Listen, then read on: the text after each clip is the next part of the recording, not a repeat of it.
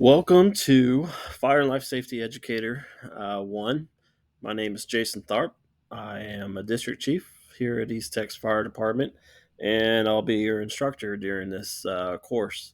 I have quite a bit of background in fire and life safety educator and community risk reduction, and that's some of the things that we're going to touch on in this class. Um, we're going to go over the syllabus together, try to clear up anything that you might have questions about, but always feel free to reach out to me at jtharp at hcesd10.org, and I'll get those questions answered for you. If you haven't done so already, Chief Luscombe, our training chief, needs a check for $100. Unfortunately, we don't take any kind of electronic payment just yet. So checks, money orders, stuff like that, to handle that side of the business and get you all on your way and make sure you are able to participate for the rest of the class. So this class is designed to be 31 days. So a lot of online work. Um, it's 48 hours of instruction. So quite a bit of instruction.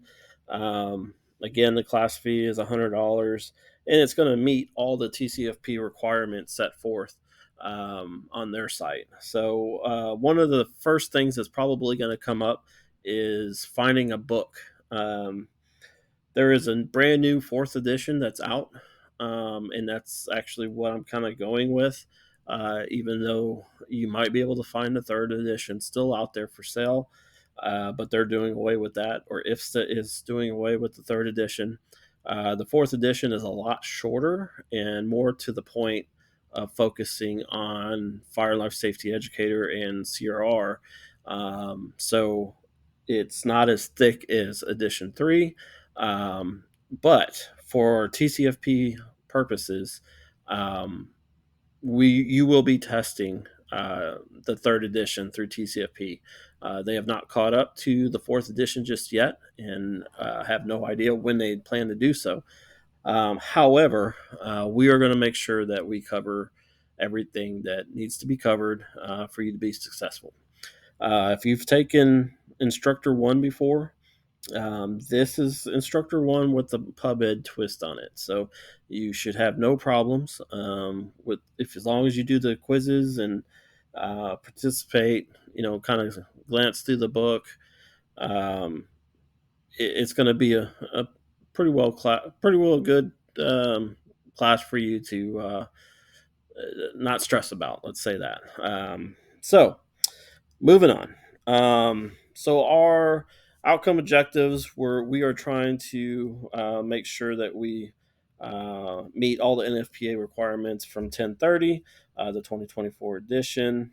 Again, the NFPA has moved forward to the fourth edition, where TCFP is still in the third edition. So that's one of the differences. Uh, Now we're in a textbook again. Third edition will be fine, but you will be missing chapter two, which is community risk reduction. But you don't need to have that book because your online enrollment is edition four, so you can use all the lecture and the PowerPoint to review community risk reduction. And then the evaluation strategy, we're going to evaluate, through, you just got to be having above a 70% during the class. Homework assignments. I have one assignment that we'll go over later on that will give you a further understanding of community risk reduction. Pre-course reading. We don't have any pre-course readings. First day of class, just be ready for chapter one.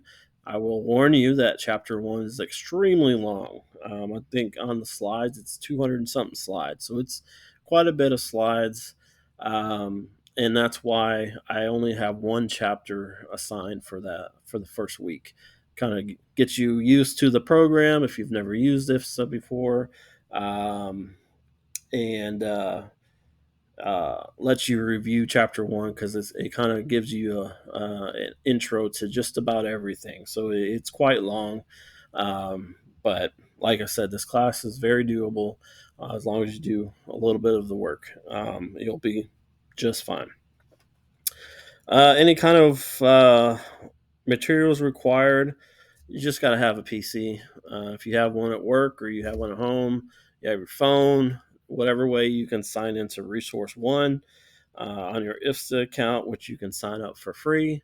And you, as long as you paid your course registration fee, then the course will be assigned to you through your email address that you give me during registration through the little QR code. We'll make sure that that is all entered in correctly. And moving on, I guess it would help if I would move to pages with you. There we go. All right. So, um, for educational purposes, yes, Fire and Life Safety Educator 3, 3rd edition, 2011, IFSTA, NFPA 1035. It says 2015 edition. However, like I said just a moment ago, we also have the 2024 edition, which is going to be the 4th edition book. Instructor information. Uh, Feel free to reach out to myself. My contact information is all there. If you cannot get a hold of me immediately, if you need something, really going by text would be the easiest. Um, I have my iWatch on here, so if you text me, I'll most likely get it and answer back to you real quick. Um, and then Chief Luscombe, our training chief, you're more than welcome to reach out to him. Academic dishonesty policy, just don't cheat. There's no reason to cheat in this class. It is pretty, pretty one of the easier classes that you'll take. Not to say that it's any less important than any other classes that you've taken through TCFP or IFSTA, but just be honest. Um, Course preparation. Really, course preparation, you're just making sure that you have access to everything. If you're able to log into Resource One and check, make sure you have all the course material that you need. If you don't, reach out to me. We'll get this squared away for you. The skills exam, there's possible 4 different skills that they could pick. Um, for that test, and that test will be on May 23rd. So what we're going to do is I'm going to open up the final exam. This is the only day that you really need to be there in person. I'm going to open up the test for you. Um, you'll have the full, 2 hours if you need it. Otherwise, you can step out and get a bite to eat or go down the street. They handle anything, and we'll meet back and do the skills exam. I will have some helpers there to help me get you guys through there as quickly as possible, so I can cut y'all loose. I know some of y'all might be taking a break for lunch or not lunch, but having your shift covered by somebody else. So I want to make sure that I can get you back to work as soon as possible. If you review the syllabus, you kind of see an outline of each skill, um, what you got to do. And some of this stuff, like I said, it's going to look familiar. If you've taken instructor one, it's going to look pretty similar with a little pub ed twist, like I said. So, certification process and skills testing. So once we get your skills test and they're all done, we'll have them uploaded that afternoon to your FIDO account, so you can go on the TCFP site and pick somewhere to do your written test for TCFP, and that's just simply going through the TCFP uh, website and going to testing. And then I think mostly everybody's pretty much moved on to online testing. So finding a Lone Star College campus or something like that to take your test, you can always do that if you choose to. All right. And Bear with me. Okay. So again, this is just TCFP jargon that has to be in there for me to have a TPA. Tells you everything about the last day of the course, TCFP skills, passing, once you pass that, how you do tests, through FIDO, all that good stuff. So, on to the good stuff. So, week one, we're going to start on April 22nd. So, please have your payment in by that time. Today is the 16th, and we have one payment so far. So, I'm going to send out a text message that you'll probably get before you ever see this video. But just to make sure we tie up loose ends. And so, week one will be your introduction, review the PowerPoint, and take the quiz. Again, that's going to be probably your longest quiz. Um, week two, we're going to review chapter 2 and 3. Week 3 is 4 and 5. Week 4 is 6 and 7. And week 5 is 8 and 9. So each week you'll have 2 chapters to go through, except for the first week, just because it's pretty long. There in red, building a culture of CRR in your organization. Okay, this is a free class through preparingtexas.org. I've included the CRR Academy login. This is also through ISTA and completely free to anybody that would like to take them. I think there's 7 other CRR classes that you can take that are completely free and give a certificate of completion at the end. But for this class, we want to make sure that we are hitting building a culture of CRR. And the reason I feel it's important to hit that and include it in this test, or this class, rather, is we don't have a culture of CRR right now. We don't have a culture that likes doing PRs too much. We like to take the rookie and stick him in front of the kids where he has no idea what he's going to say, other than say, "Hey, here's my gear. Wow, stop, drop, and roll, kids." And that's pretty much what they know. You really should have somebody that's been around, that can talk to kids at their level. And really, we have no culture of doing that. Where other parts of the country, especially the Northeast, they're very good at this. And overseas, they're extremely good at this. They're more prevention than they are firefighters over there. And I know that's not what you want to hear. We want to get in there, fight fires, and do the badass stuff. But our goal at the end of the day is to prevent fires from ever happening. And if you're really digging into community risk reduction, you are trying to prevent all hazards as much as possible. Things are going to happen. We can't prevent everything. We can't guess what everything's going to happen. Things happen. That's why we prepare, we train, we do all that good stuff. But if we can prevent a disaster from ever happening, um, why would we not do that? I've been in so many hiring processes. You ask somebody, well, why do you want to work for us? Why do you want to be a firefighter? Well, I want to help people. Um, well, I think the best way to help people is to try to help them prevent something from ever happening in the first place. Um, and prevention is expensive. If you think about the time and money and materials to give to the public, um, it gets quite expensive. And then your commissioner or your city board, city council, they want to know what's this money doing? Where are they seeing a good outcome? Unfortunately, in prevention, we don't always hear those good stories.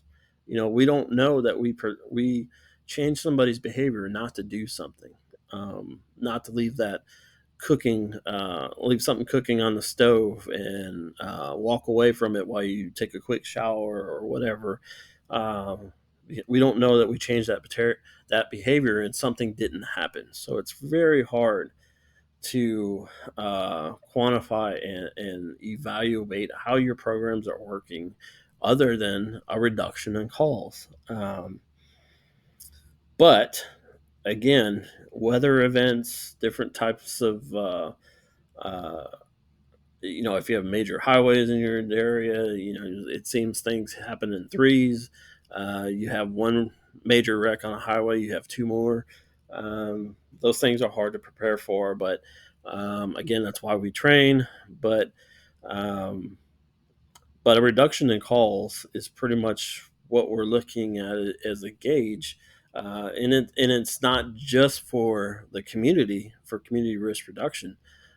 It's for everybody. It's our stakeholders. It's you guys that are on the trucks.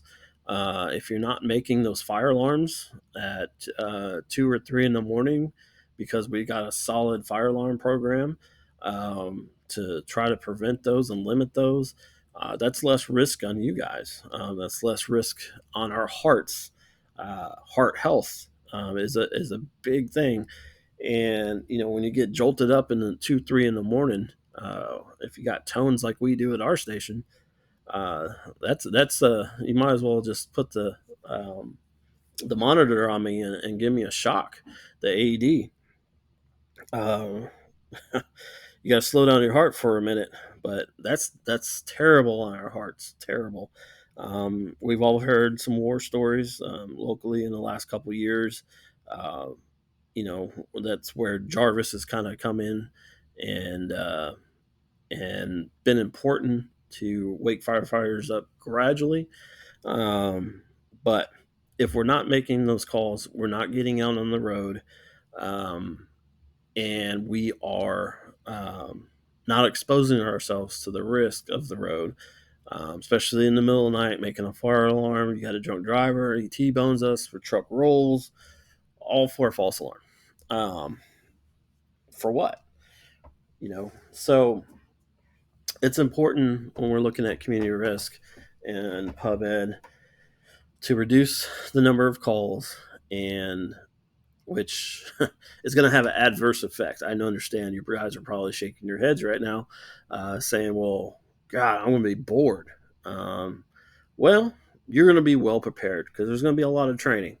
You're going to be the best damn firefighters there are. And if something was to go down, you're going to handle business because you've trained for this and you're ready to go. That way, when it does happen, we have firefighters that are well trained, that got a peace of mind on their shoulder, they got a head on their shoulders, and they're going to do the right thing and snuff this fire out, or whatever the call is. But I get that the pub ed stuff is kind of a downer because we're basically making you guys bored at the station.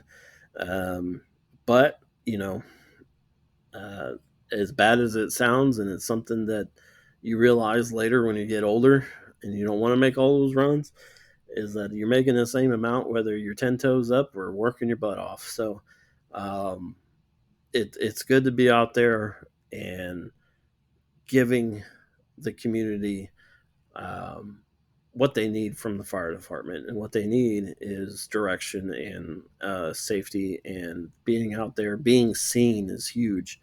If you're always in your house, you got the doors closed, you're not out, other than the grocery store, your community doesn't know you. And when we get into, if you ever take PIO classes, if you're out in the community engaging all the time with CRR, with trying to reduce risk, and you really make a rapport with the community. We all have those bad days where a guy on shift, and we all know him, makes a terrible decision, whatever that decision may be. Uh, but the community looks at it completely different. When you're out in the community and you have rapport with them, and something goes down, well, that's not my fire department. That's not how they normally act. That guy made a bad decision, versus somebody or a department that doesn't do anything in the community. One guy can just basically label the department forever, for as long as you guys make a hard push to change it. Um, a guy has a DWI and you guys aren't engaged. Well, the fire department's just a bunch of drunks. That's all they are. They party, they do this. We never see them. They're lazy. Blah blah blah blah blah. But if you're out there, you can, man, what a great thing when the department knows you. If you go to the grocery store and leave a guy back with a truck, you have a kid that comes by with his family. He's pointing. He's doing it, and you notice it. You get out of the truck, share some things about the truck, let him get in it. It goes way way further than the truck just sitting there and all the guys are inside. You never had that interaction with the kids. Keeping some PR supplies on the truck goes a long way. You give a sticker to a 12-year-old, a 10-year-old, whatever. You know what that 10-year-old is in about 8 years? It's a voter for you. If you're trying to get a tax ratification, if you're in an ESD, you're trying to get back to 10 cents. We just did it with one of my departments I work for. Um, we went up 1.6, 1.8 cents. That's a couple $1 million. That's a big deal when you're trying to fund a department and what you want to do, especially if your department's trying to grow, add more personnel, add more stations. That money becomes important. You don't want to leave that on the table. So all this stuff wraps up into how important and why it should be the culture of the department to have CRR a part of everybody that comes in from top to bottom. Um, what if you want to promote? Well, what kind of things can you do to promote safety, community, community risk reduction? Those are things that processes and programs that we should have if we're going to have a robust and really good, thorough culture of CRR and fire prevention in our department, because the awards far outweigh the negatives extremely. You think about, like I said earlier, about going to the grocery store. Well, those guys are just burning my diesel. But if you're out there with a purpose and you have that rapport where a kid passes by that fire truck and you spend a few minutes with them because you left somebody back behind with the truck. It's not only safe for the truck, especially if you're in our part of town, because our saws keep getting picked up in our area directly from our fire trucks. But having the safety for your rig and having a rapport with the community as they stop by or you notice them and, hey, come here a minute, and show them the truck. I mean, that changes that kid, and that parent just loves you to death. They can't thank you enough, and you may not admit it, but it's a good feeling. It makes you feel like you're making a difference, um, and it's good. So you don't always want to hear that. Thank you for your service, all that stuff. I get it. It's weird hearing it when I hear it, because at the end of the day, this is a job. Um, but and we chose it, but you know you can make a huge difference. So uh, I'll get off that high horse. Um, the skills exam, the final exam again is at the admin building at 9 o'clock, with the skills at 11 o'clock. So each week I'll upload a video, just kind of an introduction to the chapter, any kind of class changes or anything like that. This will probably be the longest video. The other ones will probably be quite shorter, where I'm sharing some information. But um, and if you choose to do so, I hope you do, extra credit on the final, 10 extra points will be awarded by reviewing strategicfire.org and submitting a one-page paper detailing what you find valuable on the site and how you intend to implement those insights in your department. So, strategicfire.org is a program through Vision 2020. It is funded through grants, and it is completely CRR. So you can generate stuff, safety materials for your department with your logo, completely free. There's all the free classes, like I was saying, about building cultures and CRR in your organization. That's all on there. There's a podcast on there. There's CRR radio on there. There's CRR net that you can join for free and ask questions, and people will share their experiences and documents and stuff like that with you. Um, there's so much material on there. There's a conference every 2 years, which is the symposium, CRR symposium. It's a very high level CRR, uh, um, so don't get intimidated with that if you do go. It's very high level because it's basically giving you the program on how it started, what they did, how they evaluated, what changes they made, and what the outcomes are. So it has all the data. But don't, like I said, don't be intimidated by it. Um, it's a great one to go to. But if you're also able to go to the Community Risk Reduction Leadership Symposium conference through International Association of Fire Chiefs, that's a great class too, or a great conference to go to. Um, I'm hoping to go this year. I'm not sure if I'm going to make it, but if you can, that's a great one. Also, the NFPA Spotlight on Education. If you go to the NFPA Expo website and you want to do some CR or some pub ed and stuff, uh, the normal expo price is about $1,200. It's in Vegas this year, but if you sign up through the Spotlight in Education, it's like a education track. It's a 2 day track, but you have um, full pass to go to the expo and see everything else. So, and it's only $200, so you're saving $1,000, which is huge. I think the hotel at the I forget what hotel it is, but it's like $139 block rate, so it's very reasonable for Vegas. The conference is extremely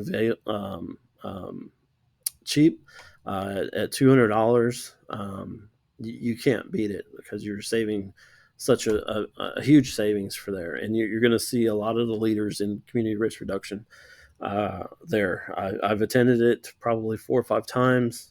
I get little tidbits out of everyone I go to, so it's a great conference to go to. Um, should you have any questions, email the instructor. And again, thank you for taking this course. I think we have about, so far on the 16th today, we have about 15. So a good showing of people, even people from different states that are just going through it to get a course completion. I welcome you guys too. And I use you guys as a term, men and women. But if you have any questions, just email me, or preferably text me. All my videos will be uploaded on. Well, if you found this video, you know where it's at. But it's if you need to search me, it's Pretty Fly for a CRR guy. So watch the videos, do the work. Don't stress about anything. It's gonna be good. A lot of good information. I'll share the highlights of stuff on each chapter to kind of go a little more in depth and explain it, and give an overall review of that chapter. But other than that, thank you guys for taking it with us. Thank you for entrusting East Texas Fire Department, myself as one of the district chiefs here. I appreciate you being here. So thank you very much and have a good one.